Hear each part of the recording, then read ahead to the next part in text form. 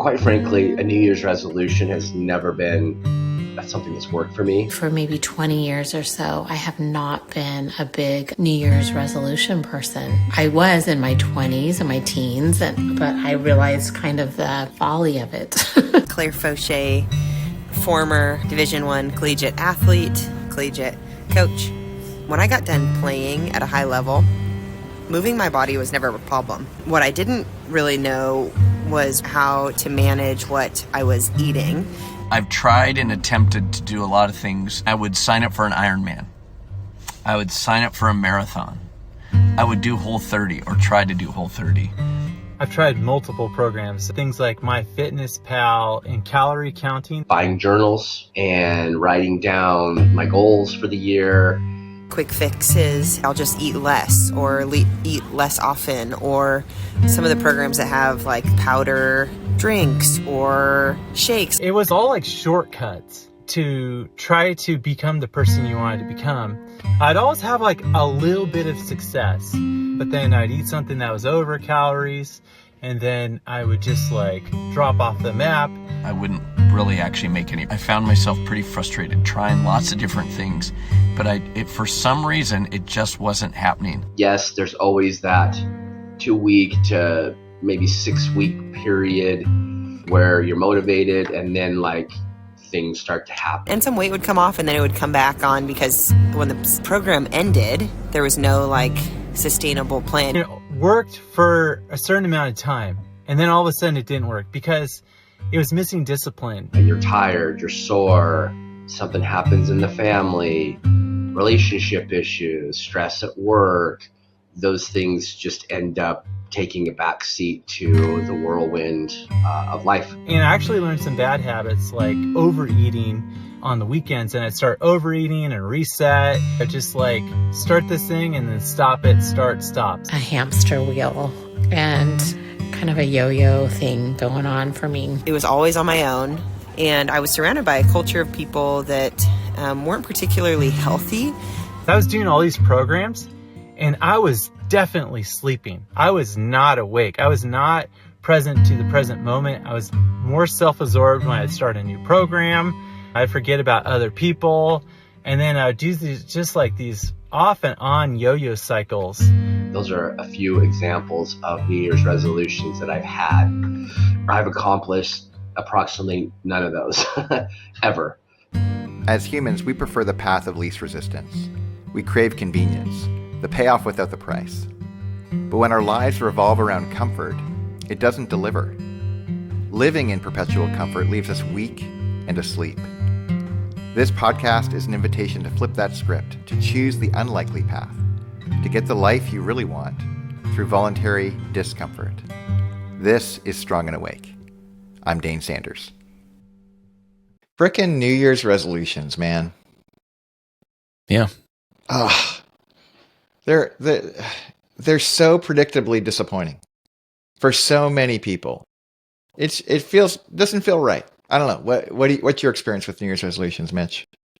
Yeah, I think it's been one of those things where I abandoned them, honestly, for a long time because of that discouragement. Because at least I was able to be honest with myself a little bit, saying, well, I've tried doing this so many times, like it's not even worth it. Like I don't like the feelings of that kind of shame or missing the mark for saying, I'm going to start exercising, and then doing it like everyone else for 2 weeks, or the second it gets slightly cold, maybe I'll do it late tomorrow. Tomorrow I'll start. So that's been my experience with them. Well, how about you? Yeah. So I remember one time I was at a inspired New Year's Day morning at a Starbucks journaling early. And I just, whatever my thing was, working out or whatever. And I was like, yeah, this is the year. This is the one. I was so excited. I was journaling about it, felt so accomplished. And I, as I do when I'm caffeinated, started chatting up the person next to me. And it was the barista who, for whatever reason, was just like handing out drinks and available to chat.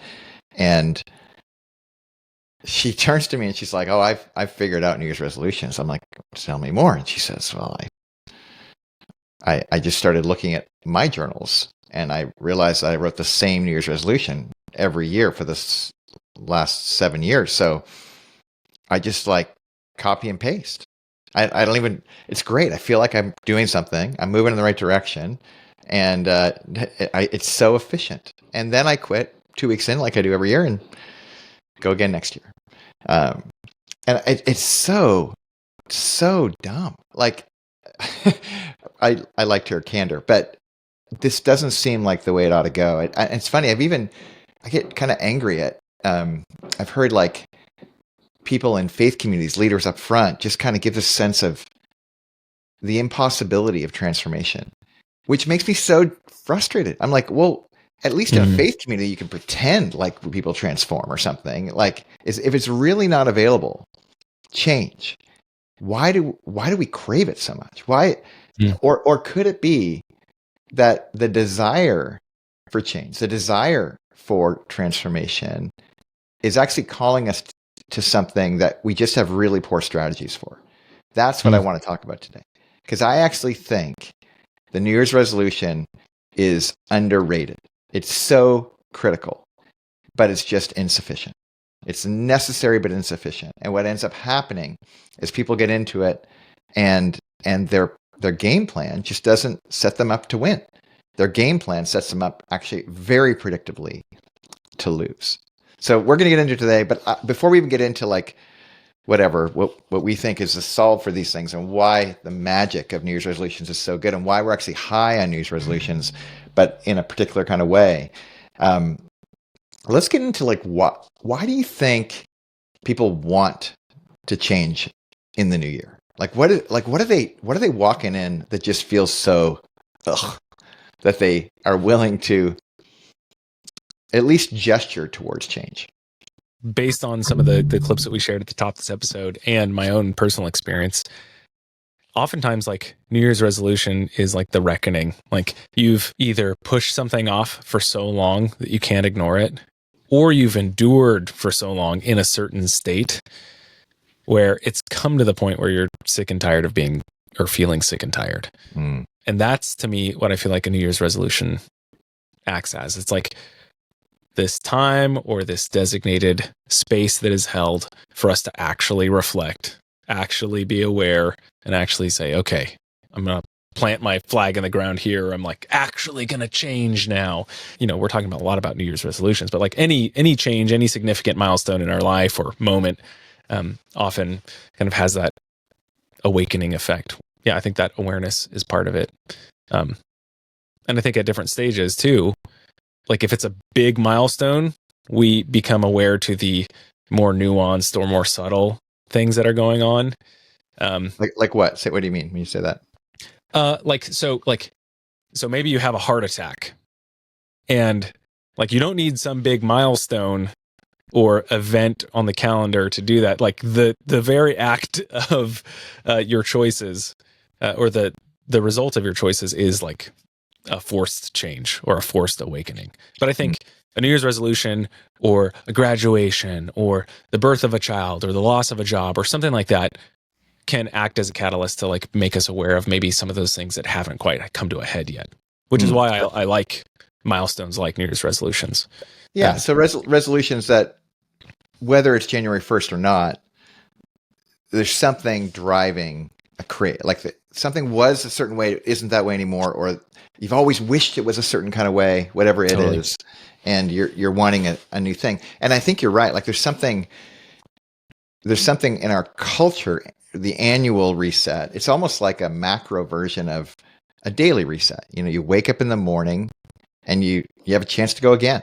It's like this incredible reset. I actually read a blog post recently from Seth Godin where he's talking about the Zambonis.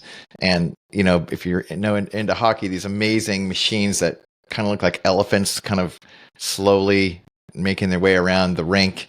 They take this carved up, messy ice that these incredible athletes have just messed up royally, and just with this magic slow reset, like you have clean ice, perfect ice to go again in the next period. And there's a sense in which every single day is one of those kinds of things, and it's powerful. But on an annual basis, it kind of feels like we can set our sights up a little further. Like we can go further than you can go in a day. If only we could string enough days together in a row. And so, and oftentimes you're right. Like it's just kind of, we give ourselves permission to be aware of our despair, just conscious of like, we don't like this. We don't like what's going on. And if it's bad news from the doctor, it's like, oh wow, the stakes are really high. I need to take action, or seemingly. But even folks like that, like you and I both have friends that are severely overweight, and they're honest about it. They're real about it, and yet they think they have time. They think they can just go indefinitely. I was in a conversation recently with a friend who is over 300 pounds. He's already lost 50 pounds, and he's just slowing his pace. And we're having a real conversation about like, is there any heart disease issue in your family? And he's like, oh yeah, my mom died of a heart attack. Oh really? Anyone else? Oh yeah, my brother. Oh yeah, how old was your brother? Oh, he was 51. Oh, how old are you? 51. And all of a sudden it became evident, and you're super motivated. I'm going to go. So he was about to start another version of a New Year's resolution, even though it was mid-year. And we all know that vigor and vim, that sense of enthusiasm, again, necessary, but insufficient. We'll get to the thing that makes it sufficient in just a minute. But let's talk about the other side, because we've also seen people who've actually seen something through. We witness every 4 times a year, people go through, commonly lose 30 to 50 pounds in 90 days, commonly. And not just weight loss, but like a series of, like, they get the life they want. The idea that this, one of my favorite realizations in our Men and Women of Discomfort community is when people like do quarter 4, like they actually go into January 1st having already accomplished their New Year's resolution, and they look like they're millionaires. They look like, or billionaires, whatever. They look like they're, whatever you have to say in these days, like, but they look like they have the world by the tail. And they often say, like, how did I live any different? How is that possible? Where they're actually satisfied with their body. They're actually satisfied with their exercise regime. They're actually satisfied with the way they've oriented their life. Every single day. Every day is a resolution, a re-up. And it's actually possible. And I think if there's one thing I want to communicate to folks who are listening, don't give up on the New Year's resolution. Don't give up.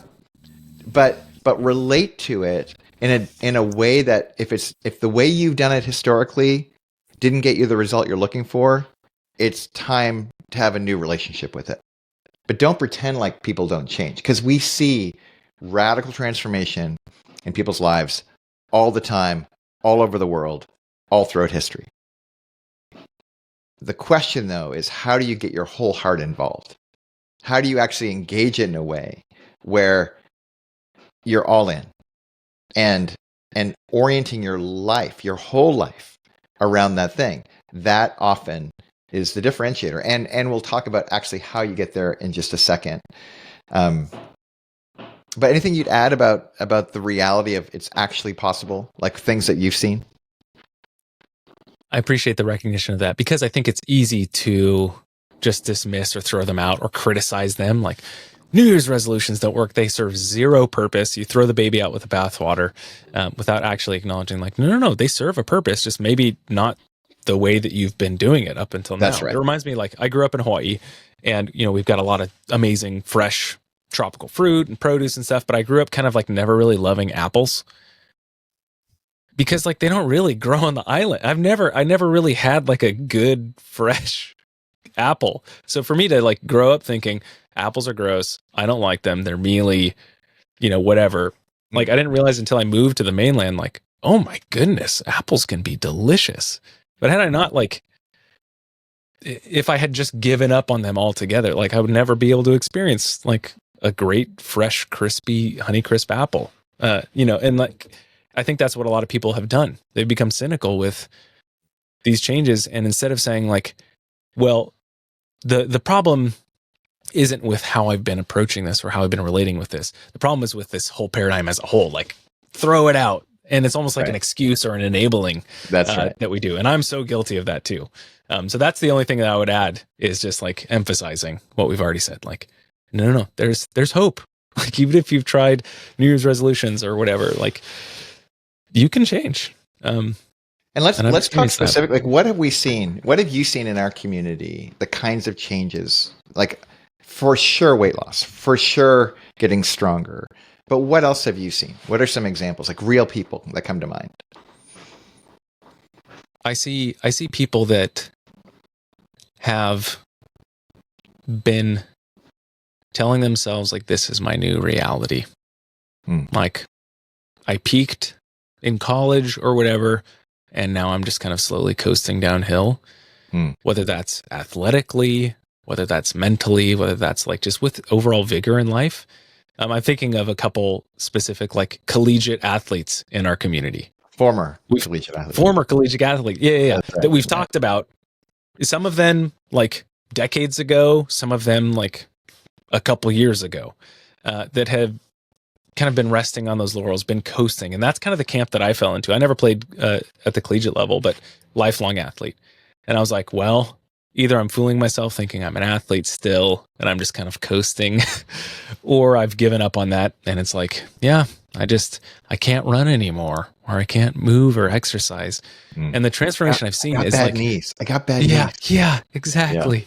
Yeah. But the transformation I've seen is like, as they start to actually act like and become that athlete again, not just are they running now or able to play their sport or whatever. Like I've started playing soccer every week now, and it's the best.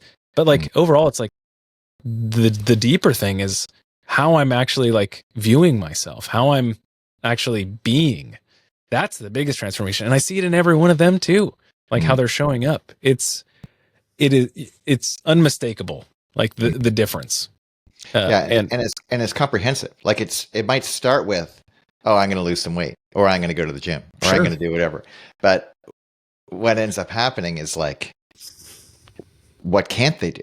Like they of course they make progress in that one category, but then they start seeing whole other categories. They remodeled their metaphorical bathroom in their house, and they go, what about my kitchen?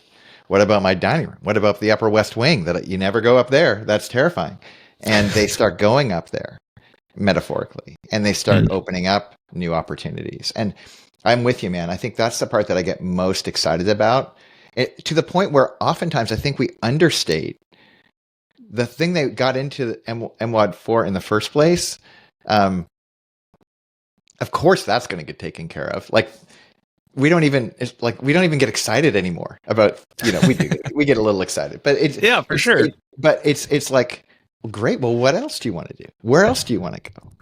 But I think when you think about all the things that people have tried to get from that plot point A, wherever they're at, kind of the wandering around, to plot point B, where they're like, I'm actually living the life I've been dreaming of. I've actually raised my sights about what it means to dream. Oftentimes when people have that vision, they get in this place of like, well, I'm going to try something, and they try a bunch of things and they don't work. And I'd like to spend just a few moments like talking about why they don't work. Those things at the top, when people were sharing that, I sign up for the marathon, whatever their thing is, that this is my year, and they fail. Why do they fail? Let's talk about that for a second. And this whole notion of necessary but insufficient. If New Year's resolutions are good, what are they good for exactly? And I think that would be helpful to draw it as well. So first of all, what are the things that we've seen in our community that before they come to MWOD, they've tried but haven't worked? Specifically in this episode, as we're talking about like looking and feeling better, eating better, exercising more, etc.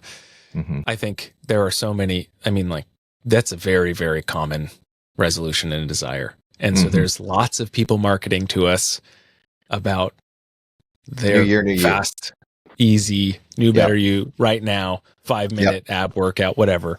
And so for me, I think a lot of it came down to like, I'm going to try and just open up YouTube and scroll through, find someone that this has worked for, and then I'm just going to kind of every morning scroll through YouTube and figure out the next arm workout thing or this run. Yeah, so they do the Herculean lift, right? They sign up for the big event. They know there's a collective of people going to run a thing, and they get on a training regimen for that. That's one option they go for, and that can be helpful to get started, certainly. There's also, I love what you said about the ab thing. Like, one clue, friends, that you can tell the thing won't work 100% of the time is if they start promising easier means to get to the result you're looking for. That is good. So it's not the 8-minute ab, it's the 4-minute ab. Like, just, it's not, even like, what's that drug everyone's taking right now to lose weight? Ozempic. Ozempic, is that what it's called? Like, it's like a diabetes drug or something, right? Yeah. And I'm sure it works. Like, I have no doubt. Like, there's a lot of great drugs that can cause you to do certain things. And we don't know how it's going to play out, but even if it works, even if all of a sudden you can just flick a switch and magically lose the weight, there are issues going on further upstream that you've neglected. And the path to get there was you found the easy way to get the thing. And with a nod to our patron saint, Jerzy Gregoric, hard choices, easy life, easy choices, hard life. Even if you get the short-term benefit, even if without any kind of intervention, New Year's resolutions just worked. I just decided I wanted something and I got it. There's a deeper opportunity here because our character hasn't fundamentally shifted. We still have the same character challenge where we want the easy way out. We want the path of least resistance and get the result. We want the result without the process. And I think that's the first thing to notice, that anytime you're seeing a promised outcome without any kind of serious means to that outcome, be skeptical. And don't discount that the outcome could happen. Just discount the means by which the claim is that this will get you to where you want to go. Because I think this is some of the rub. It's like, just make the effort harder. Just rally enough community members around you. Just make it so simple you trip over it on your route to global transformation. All these are clues that they're insufficient. Again, not bad, but insufficient. Like, we give groups like 75 Hard a hard time. At least I do. And because they look a lot like us, people compare us to them quite a bit. And here's what I want to say positively about 75 Hard. And I've said this before, but I want to reiterate it here. 75 Hard works. It's really powerful. The question becomes, what happens on day 76? And every single person who asks that question or who's done that sort of thing, even if they've seen transformation, they all go, oh, that's when I yo-yo. That's when I go in the wrong direction. And I'm right back where I started, or worse. And again, this is my point. Even if Ozempic works, it's a short-term game. It's a small game.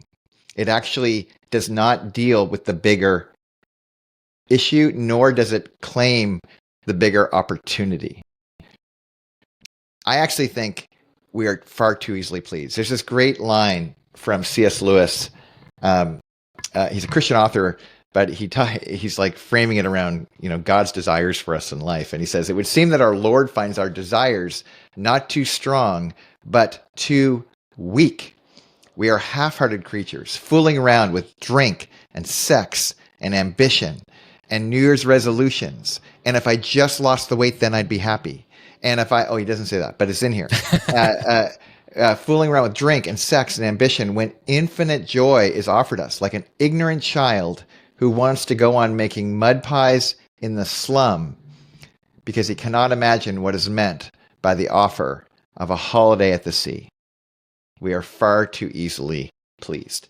I think that's some of the issue. We're settling. Another quote I use all the time, man finds a level of despair he can tolerate and calls it happiness. That's Soren Kierkegaard. And it's haunting. And I want to say, like, don't lose the first bit. The good news about the New Year's resolution is it gets you started. It lights the flame. It gets, or at least the kindling. It gets things moving. The question, though, becomes, How do you keep pouring kindling on? Where is the fuel that little match is going to burn? And this is where, like we talk all the time in the Credo episodes, whatever, to anticipate every single time you start something new that you're going to come up against resistance. You're going to come up against your preferences. You're going to have this desire for optionality. You're going to want to renegotiate what you said you're going to go do. And when that happens, 100% of the time, what's your plan then? And it's interesting, if we put the same amount of energy we did into the resolution, into the what do we do when we come up against the resistance that we do to the resolution, I think you find your way forward. And this is some of the distinctives of MWOD. We actually view the beginning of the whole process to be when the resistance starts. That's actually January 1st. That's when I don't care when you start your resolution, it doesn't really get started until you come up against it. You don't want to do the thing, and you do it anyways. And this is where the magic begins. I can't overstate that if you put that kind of energy, all of a sudden you've changed the game fundamentally. You're not interested in how do I start again. You're actually interested in becoming someone new by taking seriously how much we're up against in this culture.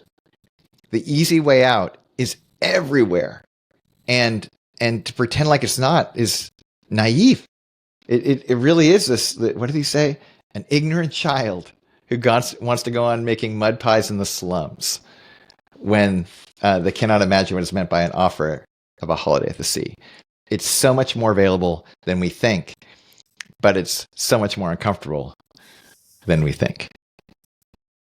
If we were to equate this with like a doctor or something like that, or it's almost like we break out in a rash and we spend all of our time investing in EpiPens and in hydrocortisone cream and finding the perfect cream to treat the rash, instead of like just taking a quick step back and be like, maybe I shouldn't be eating this thing like that I'm allergic to. Right. Like there's so much focus, like well-meaning. Again, we see the symptom, we see what we actually like think we desire is like, to be rid of this ailment or this rash or this whatever. But we spend all of our focus just treating the symptoms, like instead of just like taking a step back or like getting to the root of it, like or going upstream, as we like to say. And I think that's where, just like we've misidentified the actual problem, we've also like had our eyes, we've been sighted in on the wrong possible solution too. I think kind of like what you're getting at with this mud pie and the holiday at the sea. And I think that's why a lot of us have given up on New Year's resolutions, or because the rash keeps coming back, the weight keeps coming back on, the whatever. And I think this is where I think people need some hope. Like I would love at this moment, in a recent social media post, we had this like series of people saying, sharing, like kind of like at the top of the show, but people who've actually been at this thing for a while. And when I say a while, I don't just mean like been at, let me be very specific. They've been at personal transformation for more than a year. Let's just say that.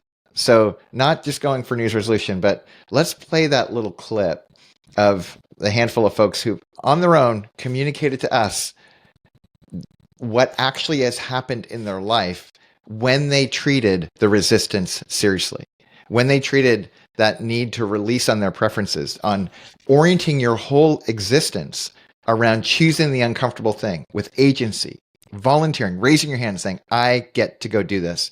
This is the results that they have experienced. MWOD has been transformative for me.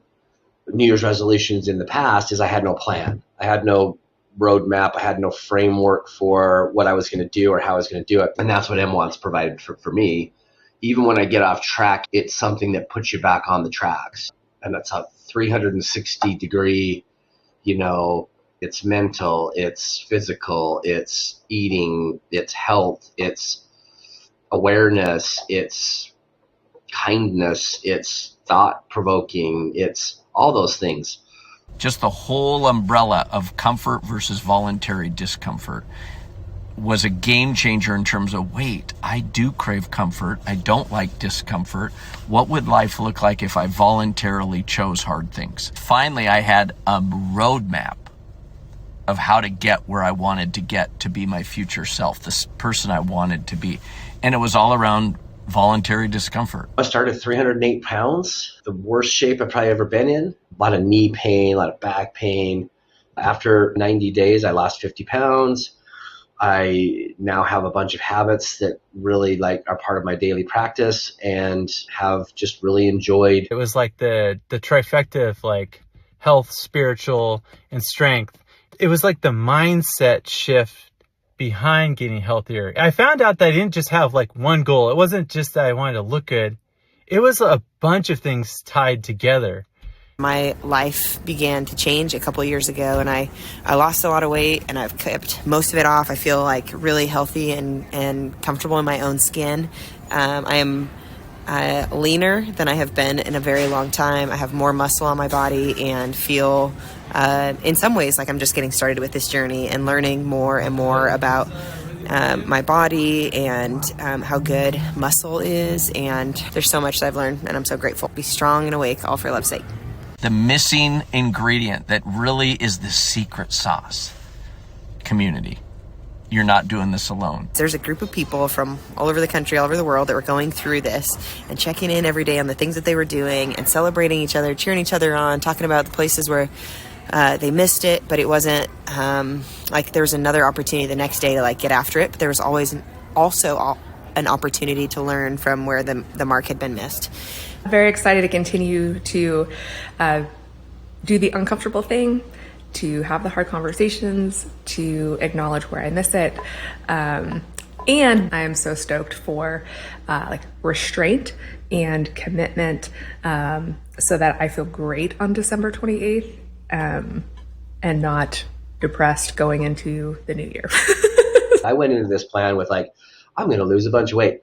There was just so much more that was occurring during those first future months that I was totally unexpected. I just started noticing other things. People started making comments about, my face and my eyes and my countenance and my attitude and calmness, and just different things just started to emerge. I joined MWOD because I wanted a life shift, transformation.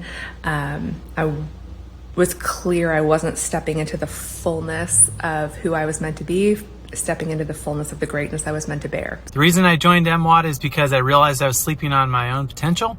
And then what really bothered me is my kids realized that I was sleeping on my own potential. So I wanted to be strong and awake for love's sake. And I had so many positive changes in my first round. I reached so many goals I never thought I'd reach. And guess what? I grew. And with the growth, I've established new goals that I want to reach.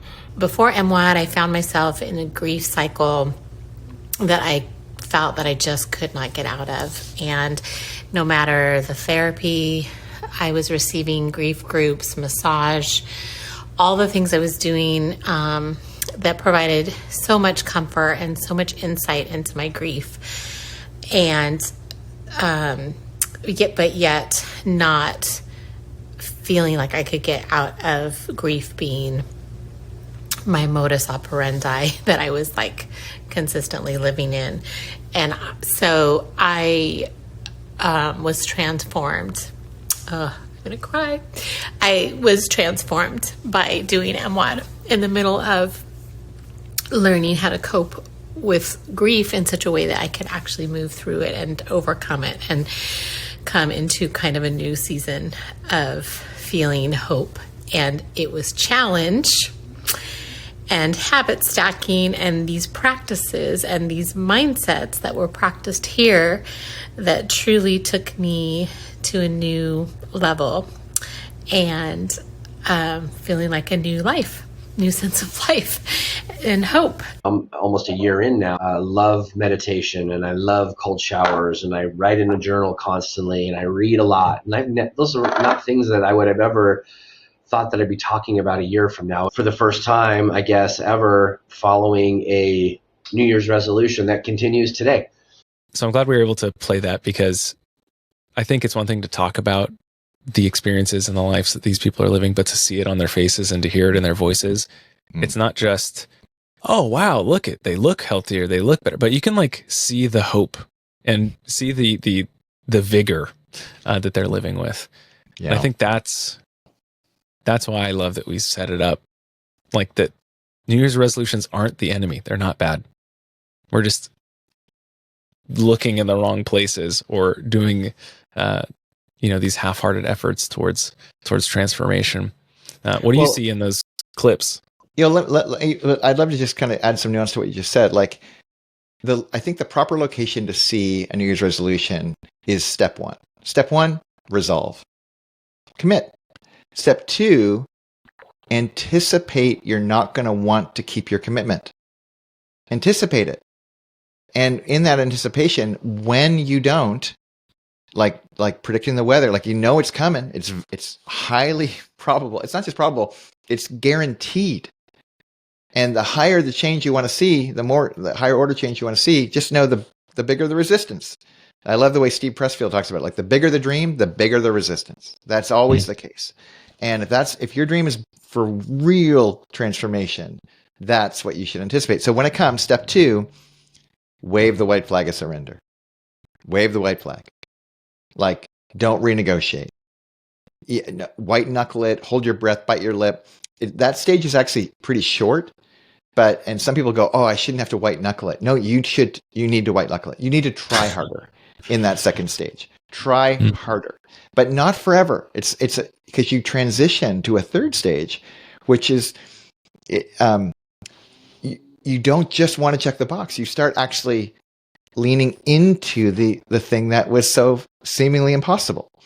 But you take it in stages, just like a rocket taking off for the moon. Like, one stage gets you launched, the next stage gets you through the atmosphere, and the next stage gets you out into space and wherever you're going next. And just anticipate those are very natural and important stages. And as you do, then you start seeing real progress as you're hugging the cactus, going from releasing on your preferences to embracing this thing, or as we talk about credo, commit, release, embrace. Then you start defining, well, where else do I want to go? Where else do I want to take this rocket ship? And you start doing that process over and over and over again by owning it with your life. And this theoretical framework applied to real lives is exactly what went on for the people that you just heard from. They just did that, and they did it again, and they did it again, and they did it again, and they did it again. And along the way, naysayers who haven't actually done it will say, oh, wait, that sounds extreme. Oh, wait, is this a cult? Oh, wait. Like, this sounds really hard. And we're like, do you not see our name on the door? Men and women of discomfort. Because discomfort is not a bad word. Discomfort is, in many cases, the best news you could have heard in a long time. Because you're going to be uncomfortable already in life.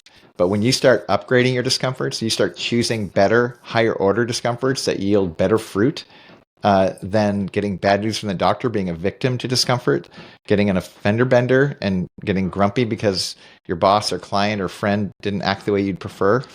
You start developing capacities to do incredible things. And that's the magic of MWOD. Sure, we do it in community. We're not dumb.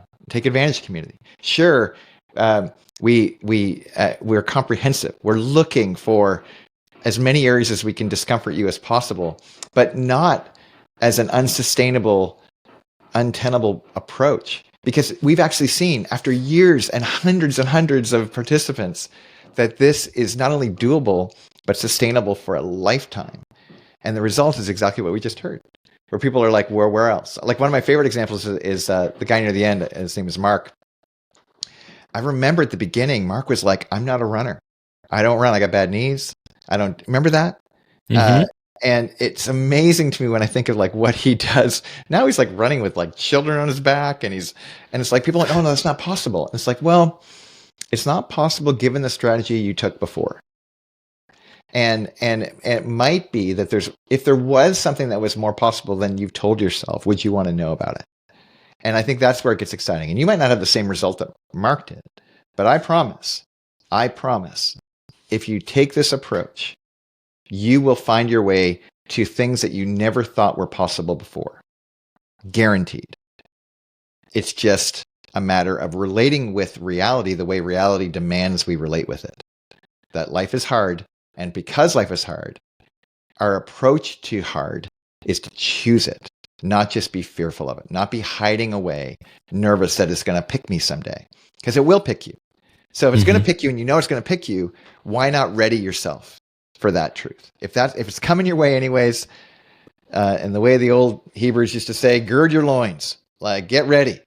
And this is what get ready looks like. And this is why we're so keen to have as many people as can dare to bet on themselves to start envisioning who they could become, that they would apply, that they'd go to MWOD.io/apply and at least answer these questions for themselves. At least, even if they don't actually follow through. That single movement, I think, will open up the door in a way that could be life transforming. Mm-hmm. Yeah. Upgrade your discomforts. I love that you said that. And that's so critical. Upgrade your discomforts. Change what you're surrendering to instead of waving the white flag and giving into discomfort or giving into comfort. Like surrender to the process, surrender to the transformation that's happening. Set your eyes on a higher plane. And like Mark, he did not the day after he started running determine, oh, I'm not a runner. No, he's been at this intentionally, doing the work, getting the reps in for 3 years now. Mm-hmm. And he is a runner. That's no doubt. He wasn't necessarily feeling it or experiencing that the first day he started running. But what he was doing was like getting those reps in, doing the work, releasing to that. And now you see the results of that. So Mitch, tell the listeners what they can anticipate for this season and the things that we're going to be addressing. Because this is the first of a number of conversations that's very applied, very direct and specific to what we know people are up against every single day. So talk a little bit about where we're going. Yeah, there are so many, like we said, New Year's resolutions is like an easy way to talk about this, but any change, any moment, any desire, and we're talking about and zooming into kind of the 5 to 10 of the most common ones, whether that's you're wanting freedom from something, you want to quit smoking, you want to reduce alcohol consumption, or you want an aspirational thing like spending more time with friends and family, saving money, looking and feeling better like we were talking about today, traveling more, reducing stress. So we're going to actually intentionally spend time digging into those things, just like we did in this episode. But so individually, so like if today's conversation was specifically around fitness and health, losing weight, we're going to start getting into other categories. So I love what you pointed to already in terms of addictive behavior. Relational breakdown will be a really resourceful conversation. There's some of you who have not forgiven some people, and you need to, and it just feels like impossible. There's others, and for good reason, by the way. For others of you, you just have you haven't forgiven yourself for something, let alone asked for forgiveness from somebody else, and you're stuck. And I think as we methodically walk through these really common human realities where people they really are despairing. They feel like there is no hope. These episodes will give you hope in very particular directions, both for you and for people that you know. I have a hunch many of you will listen to these and you go, oh, you'll think of someone who this is exactly what they need right now. And you are their friend. So you get to forward it along. You get to give them context. It's not just like, hey, take it. It's probably for you too. But my encouragement is as you come across these things and you find resource in them, don't keep them to yourself. Share them with your friends. Help them overcome the mental constructs, the stories that they have that are limiting their forward progress and who they know they were meant to be, to become more true to who they are. It's just a matter of you advocating for them. One of the ways that I approach this with my friends when I forward things is I'll start my text messages by saying, hey, I just got a call from your future self and they asked me to check in on you. Are you all right? And it's funny, like I don't have to say much more because most of our friends know what we mean by that, is that we're advocating for the things that you wish your future self was begging you to go do. Like go to MWOD and apply, share this thing with a friend, invite other people into these conversations. Whenever we hear those messages, we wake up a little bit and we go, oh yeah, I do want that. And I love that you guys get to play a role like that for others, especially if parts of your life are dialing in really cool ways, because you have great authority in their lives. Take the opportunity to share this as a resource, if you think it is one, to help folks make the right next choice and move forward. And take action. It's easy to listen to these things, but do something about it. So thank you, Dane. And all the resources that we've talked about are in the description. You can subscribe on YouTube. You can subscribe on any of the podcast players of your choice, so you can get notified when these episodes are coming out. And I'm really just personally excited to dig into this and hopefully hear from some of you on the other side of this as well. So thanks, Dane. Thanks, Mitch. Men and Women of Discomfort is our membership community, and we are open to everyone. But keep in mind, our tagline is, "It's probably not for you."